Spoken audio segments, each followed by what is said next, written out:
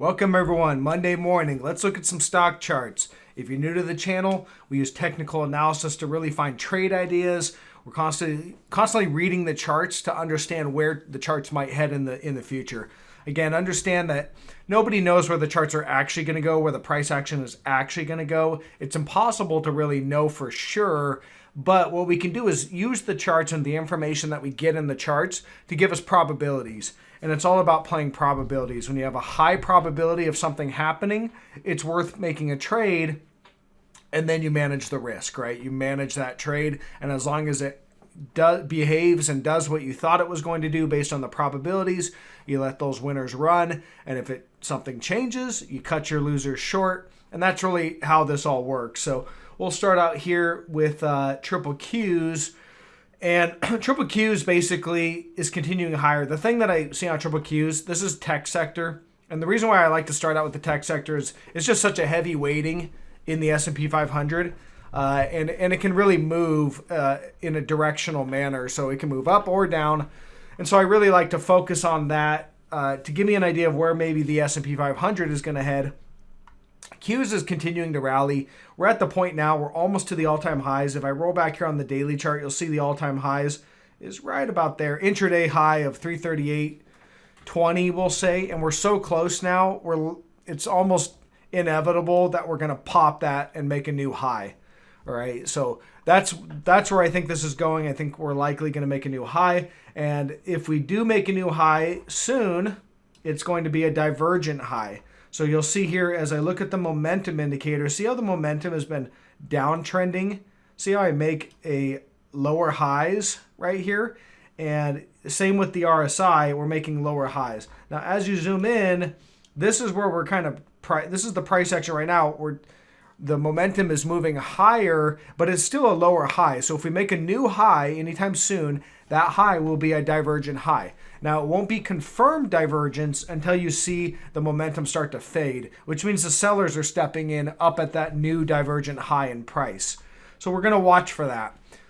If you see a new high and we then start to see the momentum start to turn down, where the PPO turns down and the RSI starts to turn down, that's going to confirm another negative divergent high. And that negative divergence will be a point of failure, a higher probability that's a point of failure. So at that point, we'll look for a break of trend or a reversal, some sort of a sell signal, and we'll look for a short trade to the downside on Qs. But as of right now, it looks like we're going to continue a little higher from here. SPY, SPY, if I zoom in on the daily, I drew this wedge out, but if we just don't look at that, let me just hide that for a second. We're continuing to trend up right here. And I don't see any signal. There's no reversal candlestick.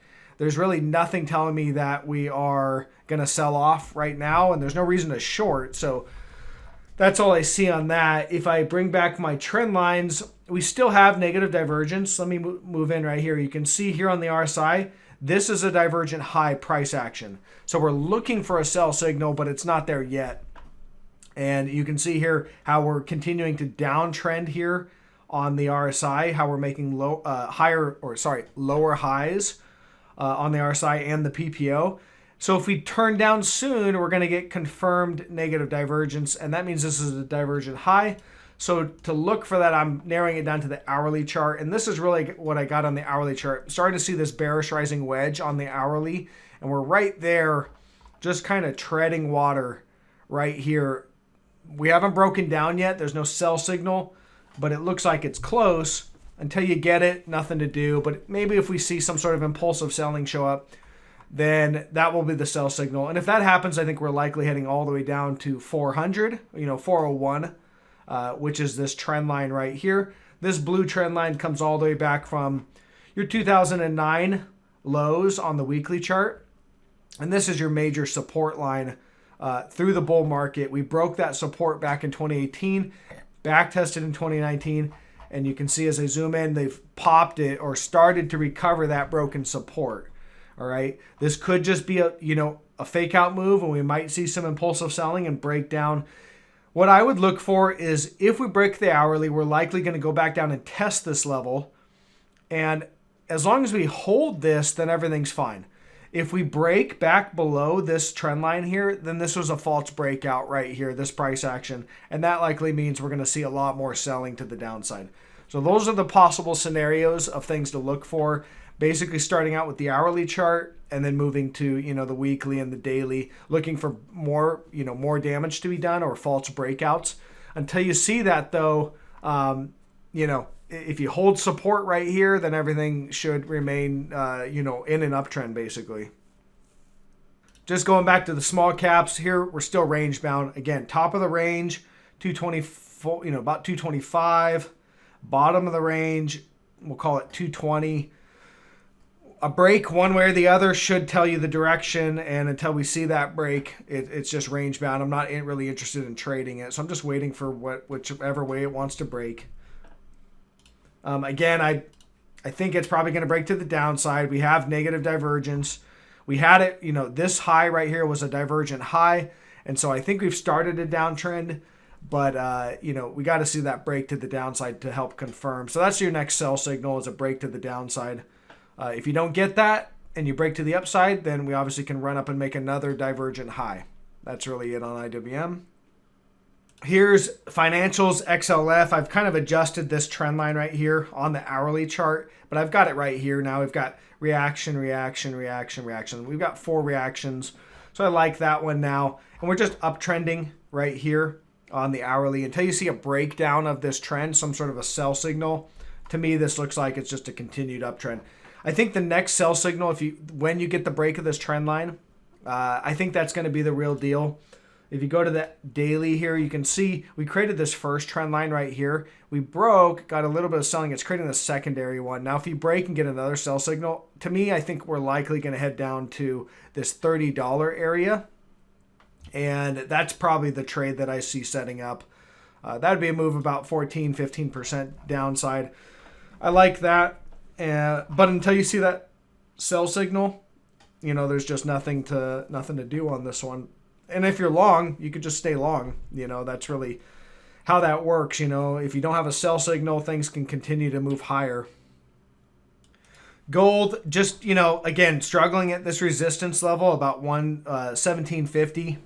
Still, we popped it briefly. And if you look at the hourly here, you'll see we briefly popped it, but it's now, back below resistance. So that's, in the short term, that's bearish because you have a false breakout. If you look at the daily, there's your breakout. And so far we've been rejected. So that's bearish in the short term. What does that mean? Well, we could come back down for another test of the low, kind of undercut these lows here and keep, put in another divergent low.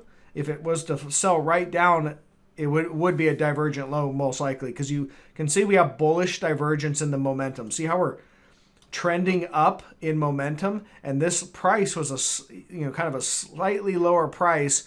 That was a divergent low, and that's bullish divergence. So it tells me we're going to trend up, but that doesn't mean that we're going to trend right now. We could come in and kind of extend this bullish divergence and then go up.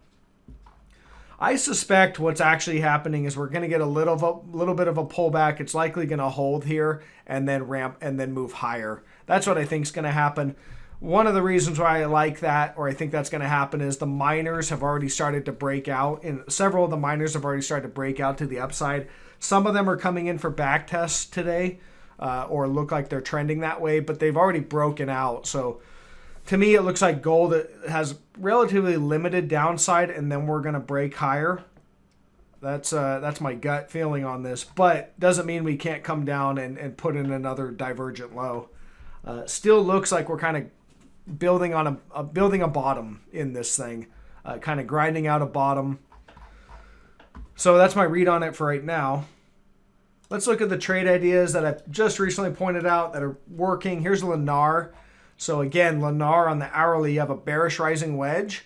We broke that wedge right here. When we broke that wedge, we also, as I flip over to the daily chart, we have negative divergence right there on the PPO. See, this is an equal high on the PPO, but with much higher price. So that's negative divergence. And the RSI had a lower high. So downtrending in the RSI, but uptrending in price. So price was diverging from momentum. Momentum often leads price. and price was signaling to the downside. And so we follow, we look for price to start to react the same way as momentum, which right now on this one's to the downside. If you look at the hourly, we broke that. There's your bearish rising wedge. We broke it. We came in for a back test, and we're, getting rejected and selling off, So again, to me, doesn't mean we can't continue to back test, but I think we're likely going to continue to the downside from here. So I see support at 93 bucks. That's kind of my target on this one. And that's so far that's working. Another interesting one is DraftKings continues to sell off. So I've talked about this and why I like it short. And really why I liked it short when we basically broke back down into below this level 65. So I have it circled up here. That's your divergent high. See the negative divergence on the daily? Just a big negative divergence right there. And yet price has continued to make higher highs. So this high right here was a divergent high, which means it had a high probability of failing to the downside. And then what we saw was the former high right there. I have it marked out at 64. So we broke above that, broke back down, broke back above. So it was a breakout, looked good in this area as we continued to, you can see here we held support right there. We came down, held support, continued to move higher, but then broke back down, and it impulsively broke back down. Came back to the level of first level of support, which is 57.90, bounced up to resistance, which was the former support around 65, and then we're continuing to the downside. Impulsive selling today, down 7%. We're basically right there at the support level again at 58. So another thing to kind of look at is potential head and shoulders. There's your shoulder, there's your head, and there's your shoulder right there. So potential head and shoulders pattern. And now you look for a break of basically the neckline, which is, right about here, right where we're at. So any more impulsive selling from where we're at today would likely mean we're heading down to, the 200-day moving average and this trend line, which is right about 48. And you can see we have support there, held support here, 3 tags of that. So I think a move down to that trend line is likely, and I'm positioned short on this one. It's working out nicely so far. We'll see if we can break this level here, this, pretty much where we're at, and see if they can break it lower today. Someone asked me to take a look at Southwest Airlines. This is the trend line. Let me get my tool, the right tool. This is the trend line that I have on Love right now. And so clearly in an uptrend on this daily chart. I don't see any, brief dip below right here, but that was a bear trap. You get those sometimes. And it's still keeping this uptrend intact. And also, we do have negative divergence now on the daily. See it right there.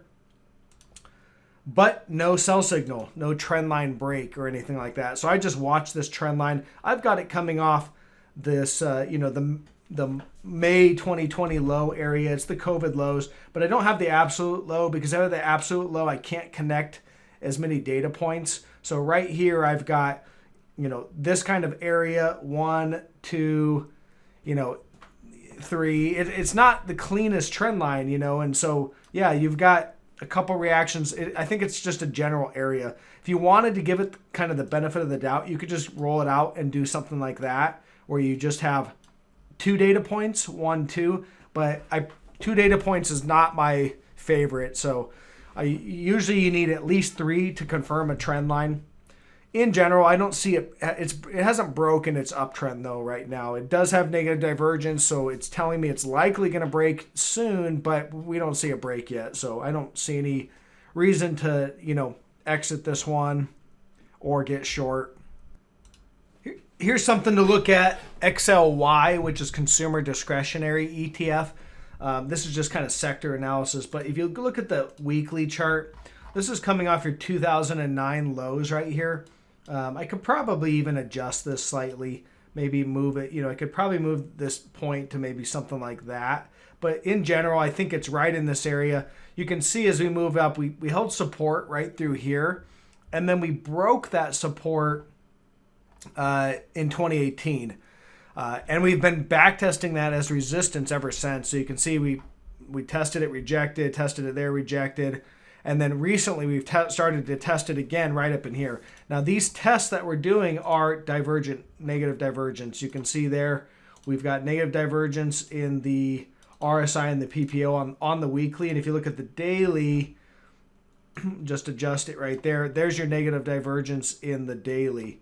Let me kind of grab that one, adjust that down. So it's not confirmed yet because we want to see this turn down. Well, we want to see the RSI and the PPO start to turn down to help confirm that negative divergence. But from what I can tell, we're right into resistance and, with negative divergence. So I'm looking for sell signals on this one. I don't see it yet, so I don't think there's anything to do. And of course, we could always pop it and have some sort of a blow off top move. Nothing says that this resistance has to hold. We just look for indications that it is going to hold. So that's really what I have on that one. AMD continues to, trade below resistance. So on AMD, if you look at the daily, again, here's your uptrend line. This one's going all the way back to 2016. So nice long uptrend. All right, a nice confirmed uptrend. Lots of reactions on this trend line. And up here, we put in a divergent high. See the negative divergence right there on the PPO and on the RSI on the daily chart. So we have negative divergence. We then broke trend. So here's your break in trend, back test. Again, it's chopping around a little bit, but today getting rejected, nice impulsive, bearish engulfing candle. This one candle here is now engulfing 6 trading days right here, basically. Well, not quite because, these didn't get engulfed, but basically engulfing and selling off, engulfing all these candles. So it's a bearish engulfing. Doesn't necessarily mean we're going to continue lower, but it is a bearish candlestick. And we're below that trend line with negative divergence on the daily. So again, as a swing trade, I continue to like this to the downside, looking for this to eventually work its way down to $59. And, until something technically changes here, that's what I see is lower prices down to 59. Again, we're below the 200-day moving average, impulsively selling off. We've been chopping through the 200. It's kind of been a chop zone right here. But at the end of the day, below that big trend line, that uptrend, and with negative divergence, to me, it looks like we're starting a downtrend. So $59 is the next target, likely get a reaction there. And obviously we could go a lot lower, but we're going to, look to that one in the beginning. And that's really all I got for this morning. I don't see anything else that's too much, I don't see anything else that's interesting too much. So if you guys see something that you want me to look at, leave a comment below. I'll take a look. Otherwise, I'll catch you guys on the next video. Bye.